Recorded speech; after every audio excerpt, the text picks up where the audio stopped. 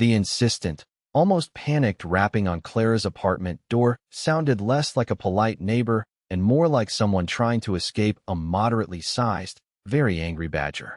She glanced at the clock, 11:47 p.m. Definitely badger escape o'clock.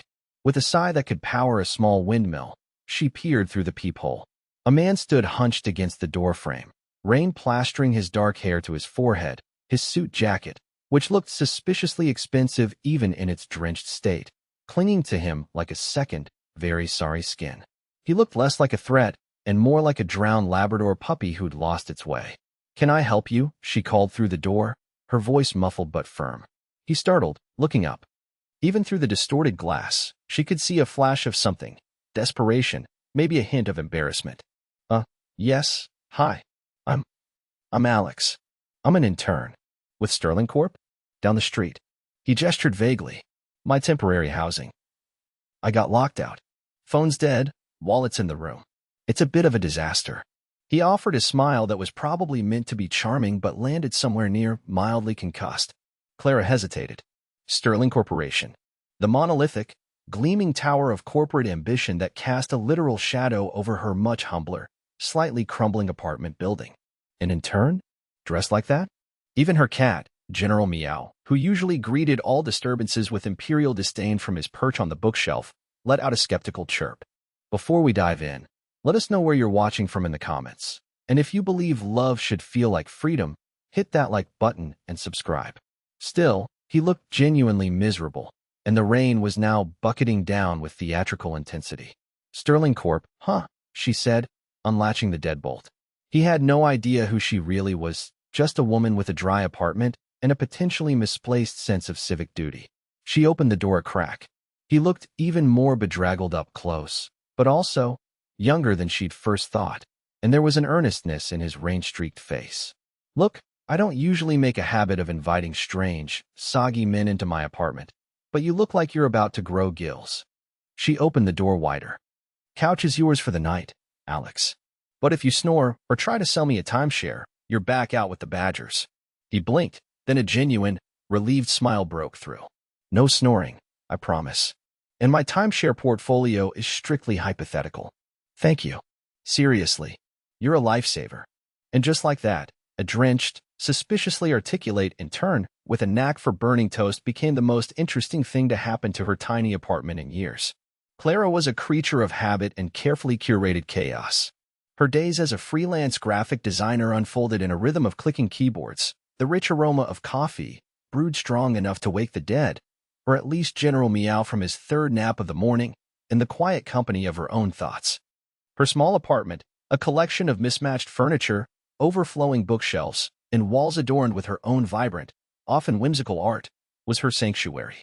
It was a space that breathed with her personality, a little cluttered, a lot creative, and fiercely independent. She learned, after a particularly bruising experience with a charming but ultimately commitment-phobic musician, that solitude could be a comfort, a shield. General Meow, a ginger tabby with an opinion on everything, was usually all the company she needed, his rumbling purrs a constant, soothing soundtrack to her life. The unexpected presence of Alex was like a rogue brushstroke on a carefully planned canvas. He was out of place. Not in a bad way, necessarily, just different. He'd accepted her offer of dry clothes, an old band t-shirt that was comically large on him, and a pair of her ex-boyfriend's sweatpants she'd kept for painting, with a gratitude that seemed almost disproportionate.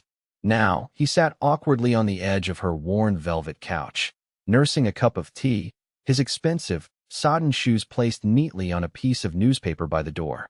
He seemed to be studying the spines of her books with an intensity usually reserved for national security briefings. General Meow, from his vantage point atop the fridge, watched him with narrowed, judgmental eyes. The only real intrusion from the outside world usually came from the muted sounds of the city or the occasional news report flickering on her small television. As she was rummaging for a spare blanket, a news anchor's voice cut through the quiet hum of the apartment. Sterling Corp stock saw a slight dip today amidst growing speculation about the prolonged absence of its notoriously private CEO, Alastair Finch.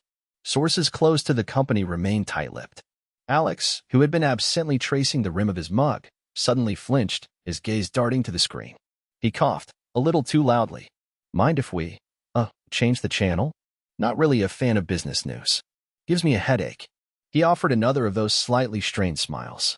Clara raised an eyebrow but clicked the remote, switching to a documentary about deep-sea creatures. Odd. Most interns she knew were either obsessed with climbing the corporate ladder or blissfully ignorant of its upper echelons. She handed him the blanket, the scent of her lavender detergent clinging to the soft fabric. The apartment, usually just hers, felt subtly different with him in it, the air charged with a quiet, unfamiliar energy. She was aware of his breathing, the way he shifted on the couch, the faint, lingering scent of rain, and something else, something crisp and expensive that even the downpour hadn't entirely washed away. For the first time in a long time, the quiet of her apartment didn't feel like solitude, but like a shared space holding a small, unexpected secret. It was a feeling that was equal parts unsettling and intriguing. The next morning, Clara woke to the smell of something burning. Acrid smoke curled from the direction of her tiny kitchen. She bolted upright, heart hammering, visions of her toaster engulfed in flames dancing in her head. She rushed out to find Alex standing over the stove, looking utterly defeated, a spatula in one hand and a blackened, smoking pan in the other. Two pieces of what might have once been bread lay like charred offerings on a plate. "Morning," he said, wincing. "I, tried to make toast. In a pan. Is that not how it works?" Clara stared at the culinary crime scene, then at him, his hair still damp and tousled from sleep, the oversized t-shirt making him look even more like a lost boy. A laugh escaped her, unexpected and genuine. "You've never made toast in a pan before?" He had the grace to look sheepish. "My, temporary housing usually has a toaster. A very efficient, pop-up kind." "Right," she said, trying to suppress another giggle. "The highly advanced, intern-level toasters, I presume." She took the spatula from him. "Let the professional handle this." "Coffee, please," he said, looking immensely relieved. "And perhaps a fire extinguisher for future attempts?" His earlier comment about not being a fan of business news, his slightly too polished shoes now drying by her radiator, his almost comical ineptitude with basic kitchen appliances, it was all starting to paint a picture. Though she wasn't quite sure what it depicted yet. It felt like assembling a jigsaw puzzle with half the pieces missing.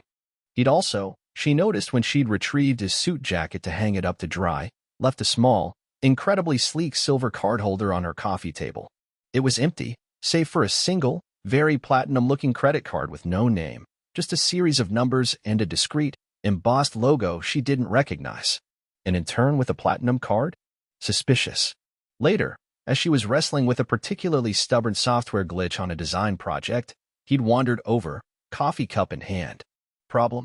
Just this program being its usual delightful, uncooperative self, she grumbled. He peered over her shoulder. The Kestrel interface. Try adjusting the current settings in the submenu. It's counterintuitive, but it usually bypasses that particular bug. Clara blinked. How did you? That was a fairly obscure workaround. He shrugged, a faint flush rising on his cheeks. We used a similar system at a previous internship. Lots of late nights figuring out its quirks. She didn't press, but the pieces were shifting, clicking into a slightly clearer, if still baffling, arrangement. That afternoon, while she worked, he asked if he could borrow her laptop to check for messages from Sterling's HR about the housing situation. She'd agreed, only to glance over later and see him frowning at a screen filled with complex financial charts and stock market tickers. He closed the window hastily when he saw her looking. The decision to let him stay another night wasn't really a conscious one. He'd sheepishly asked if there was any news from HR, and she'd found herself saying, "The couch is free, if Sterling Corp hasn't sorted you out yet. And maybe tomorrow, I'll handle breakfast." He looked so genuinely grateful, so relieved, that a small, warm feeling spread through her chest. He was, despite the oddities, surprisingly good company. Quiet, respectful, and he had a dry wit that surfaced in unexpected moments. He also listened, truly listened, when she talked about her work, her dreams of opening a small community art space, even her frustrations with the perpetually leaky faucet in her bathroom. It was during one of these impromptu toast-making lessons he was slowly improving, now only achieving a mild char, that the first real test of their fragile, unspoken truce occurred. He'd successfully buttered a perfectly golden slice, holding it up like a trophy. "Behold, edible breakfast." She laughed. "Don't get cocky. It's just one slice." "A triumph nonetheless," he declared, then his smile faltered slightly. "You know, Clara, This is nice. Just normal. There was a vulnerability in his voice that caught her off guard. Normal can be good, she said softly. It can be everything, he replied, his gaze holding hers for a beat longer than necessary. The air in the small kitchen crackled with an unspoken something. He looked away first, clearing his throat. So, about that leaky faucet. The days settled into an unexpected rhythm. Alex was a surprisingly unobtrusive houseguest, quiet and considerate, always offering to help, even if his attempts usually ended in minor, comical disasters. He tried to fix her leaky faucet and somehow managed to detach the entire showerhead. He'd offered to do laundry and turned a load of her whites a delicate, streaky shade of pink. Clara found herself looking forward to his morning bewildered expression over the coffee machine, his earnest questions about her design work, the surprisingly insightful comments he'd make about the book she was reading. He had an old soul quality, a thoughtfulness that belied his intern persona. She learned things about him in fragments. He loved classical music, a fact she discovered when she found him humming along to a piece on the radio, his eyes distant. He had a surprising knowledge of obscure historical facts, which he'd drop into conversation randomly. He also had an aversion to having his picture taken. When she jokingly tried to snap a photo of him wrestling with a tangled skein of yarn for General Meow, he'd flinched away as if she'd pointed a weapon at him.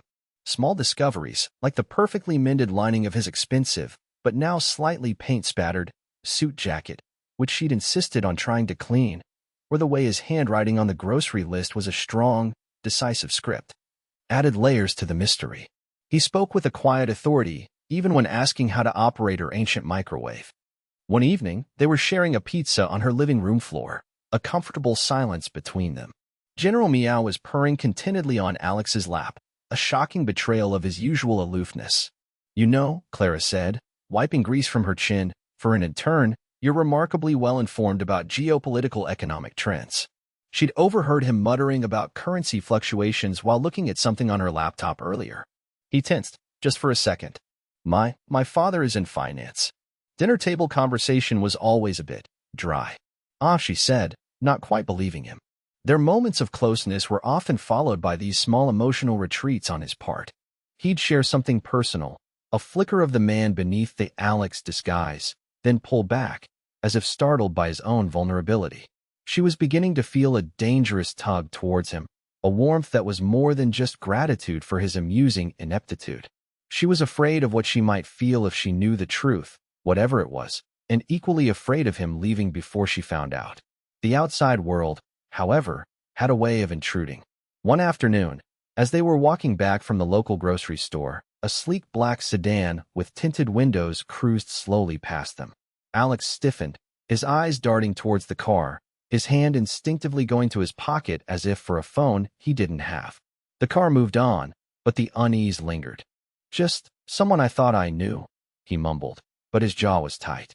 Later that day, Clara found an embossed business card tucked into the pocket of the suit jacket she was attempting to steam in her bathroom. Evelyn Hayes, executive assistant to Mr. Alastair Finch, Sterling Corporation. Her blood ran cold. Alastair Finch, the CEO, the man on the news. She stared at the card, then at the man currently trying and failing to teach General Meow to fetch a crumpled piece of paper. He looked up, caught her expression, and his own face fell. The comfortable bubble they had built felt suddenly, terrifyingly fragile. He was Alastair Finch, the reclusive, powerful head of a corporate empire. Not Alex, the hapless, charming intern. The romantic high point had been the previous evening. They'd been on her tiny balcony, sharing a bottle of cheap wine and watching the city lights twinkle. He'd told her, his voice soft, about a childhood dream of being an astronomer, a dream buried under layers of expectation and responsibility. She'd shared her fear that her art was too niche, too personal, to ever truly find an audience. He turned to her, his eyes serious in the dim light. Your art it's like looking into someone's soul, Clara. It's honest and beautiful. He'd leaned in, and for a breathtaking moment, she thought he was going to kiss her. The air crackled. Then, a siren wailed in the distance, breaking the spell. He pulled back, a flicker of something unreadable in his eyes. Now, holding Evelyn Hayes's card, that almost kiss felt like a lie. The warmth she'd felt curdled into a confusing mix of anger and hurt. He saw the card in her hand. The color drained from his face. Clara, he began, his voice barely a whisper. Before he could say more, there was a sharp, authoritative knock on the door. Not the panicked rapping of a week ago, but something official, demanding. He looked trapped. I have to go, he said, his voice strained. Things have gotten complicated. Complicated? She echoed, her voice tight with unshed tears and dawning comprehension. Or is it just that your little vacation from reality is over, Mr. Finch? The knock came again, louder this time. Alistair, because there was no point in Alex anymore, looked from Clara's hurt, accusing face to the door, then back again. He seemed to shrink, the confident CEO facade crumbling to reveal the exhausted man she'd glimpsed beneath. Clara, please, let me explain, he pleaded, his voice low and urgent. But she was already moving towards the door, the business card clutched in her hand like a weapon. She flung it open to reveal a woman in a severely tailored suit, her expression impatient and radiating an aura of brisk efficiency. This had to be Evelyn Hayes. Mr. Finch, Evelyn said, her voice crisp, her eyes flicking dismissively over Clara before landing on Alistair. Finally, we've been looking everywhere. The board is meeting in an hour. They know you're indisposed. There are photographers camped outside your building. Mr. Finch. The words hung in the air of Clara's small, cluttered living room, sucking all the warmth out. Clara felt a cold wave of foolishness wash over her. The burnt toast, the shower head, the pink laundry, had it all been an act? Some bizarre anthropological study of the common folk by a bored billionaire? You're the CEO of Sterling Corp? She asked, her voice dangerously quiet. The Alistair Finch? The one on the news. Alistair ran a hand through his hair, looking utterly wretched. Yes. Clara, I am so sorry. It wasn't supposed to happen like this. Evelyn stepped forward. Mr. Finch, we really don't have time for domestic discussions.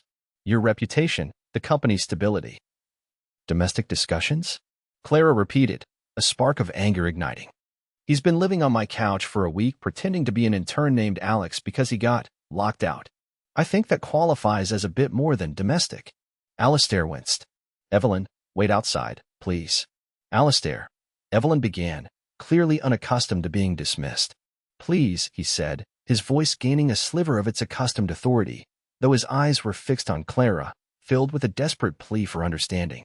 Evelyn gave a curt nod and retreated, though Clara could feel her disapproving presence lingering just beyond the doorframe.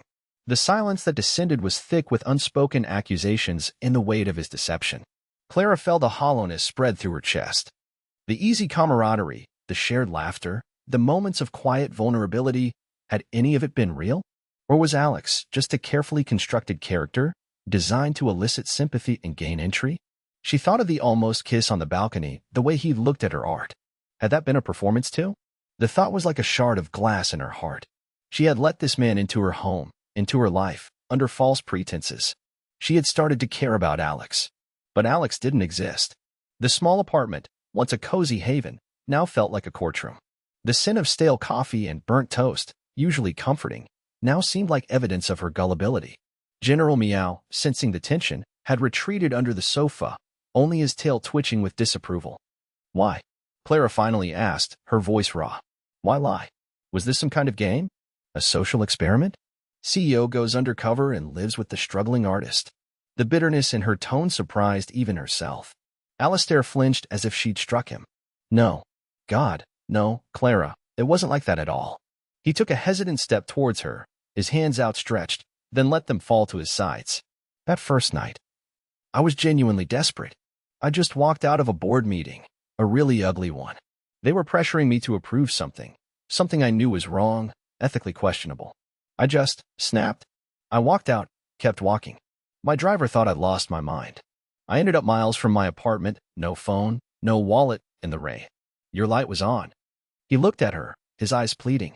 I panicked. I saw your building, so different from the corporate world I was drowning in. Intern was the first stupid thing that came into my head. And then you opened the door. You were kind. You didn't ask too many questions. And for the first time in years, I felt like I could breathe. Clara listened, her arms crossed, her expression unyielding. It sounded plausible, almost pitiable, but the betrayal stung too sharply. So you decided to what? Extend your little escape? At my expense. It wasn't at your expense, he insisted, his voice rising slightly. Being here, with you, it was real. Alex felt more real to me than Alistair Finch has in years. With you, I felt real. The burnt toast, trying to fix your faucet, even getting schooled by your cat. Those were the most genuine moments I've had in a decade. His voice cracked. I didn't know how to tell you. Every day I stayed, it got harder. I was terrified of this moment, of seeing that look on your face. Evelyn chose that moment to knock sharply again. Alistair, the press has picked up a rumor you're in this neighborhood. We need to leave. Now. Alistair ignored her, his gaze locked on Clara. The pain in his eyes looked devastatingly authentic. Tears pricked at Clara's own eyes, tears of anger, confusion, and a reluctant, aching sympathy.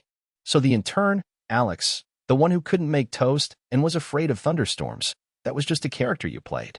No, he said softly. That was the part of me I'd forgotten existed. Until you reminded me. He took a deep breath. Evelyn, he called, his voice suddenly firm, the CEO resurfacing but tempered with something new, something vulnerable.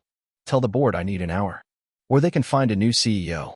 Through the door, Evelyn's gasp was audible. Alistair, are you insane? Possibly, he muttered, then turned back to Clara, his expression stripped bare. I messed up. Badly. I lied to you, and there's no excuse for that. But everything I felt here, every laugh, every burnt piece of toast, every conversation we had on that ridiculous, wonderful balcony, that was real, Clara. I don't expect you to believe me or forgive me. Not right now. But I had to tell you. Clara stared at him, at the genuine desperation etched on his face, the exhaustion that seemed to seep from his very bones. He wasn't just a CEO. He was a man who looked like he was drowning, and her little apartment, her simple life, had been his unexpected life raft. The anger was still there, a hot coil in her stomach, but beneath it, a flicker of something else began to stir. Understanding. Hesitantly, she remembered his gentleness with General Meow, his quiet otter paintings, the way his eyes lit up when he talked about stars. She let out a shaky breath. You really are terrible at making breakfast, she said, her voice barely a whisper. A tiny, hesitant smile touched her lips. It wasn't forgiveness, not yet, but it wasn't dismissal either. It was a beginning. A heavy silence filled the small apartment, broken only by the distant hum of city traffic and the frantic thumping of Clara's own heart. Alistair looked as though the slightest breeze might knock him over, his shoulders slumped, the fight gone out of him. He seemed to be waiting for a verdict, for her to tell him to leave, to call him every name she could think of. She sighed, a long, slow exhalation that seemed to carry away some of the tension. She walked past him into her tiny kitchen, the linoleum cool beneath her bare feet. He watched her, his expression unreadable. She opened a cupboard, took down 2 mugs, one chipped, her favorite, the other a plain white one she usually reserved for guests. Coffee? She asked, her back still to him. Her voice was steadier now. Or is that too in turn for you now, Mr. Finch? He flinched at the formal address, but there was a new note in her voice, not forgiveness, but perhaps an opening. He turned slowly. Clara. She finally faced him, holding the mugs. If you're staying for coffee, Alistair, she said his real name, testing it out, you're telling me everything. No more lies. No more, Alex. Just you. A sliver of hope flickered in his eyes, so profound it was almost painful to witness. Anything, he breathed. Anything you want to know. As the coffee brewed, its familiar, robust scent slowly chasing away the lingering aroma of burnt toast and betrayal, he started to talk. He spoke of the crushing weight of his family's legacy, the relentless pressure of the corporate world, the isolation at the top. He talked about the unethical deal he'd been resisting, the one that had finally made him walk away that rainy night. He didn't make excuses for his deception, but he laid himself bare, his vulnerability a raw, open wound. Clara listened, really listened, the way he had listened to her. She saw not just the powerful CEO, but the lonely man, the one who dreamed of stars and was genuinely delighted by a purring cat. When the coffee was ready, she handed him the plain white mug. He took it, his fingers brushing hers, a spark of warmth in the cool morning air. General Meow, as if sensing a shift in the emotional atmosphere, sauntered out from under the sofa, stretched languidly, then hopped onto the couch.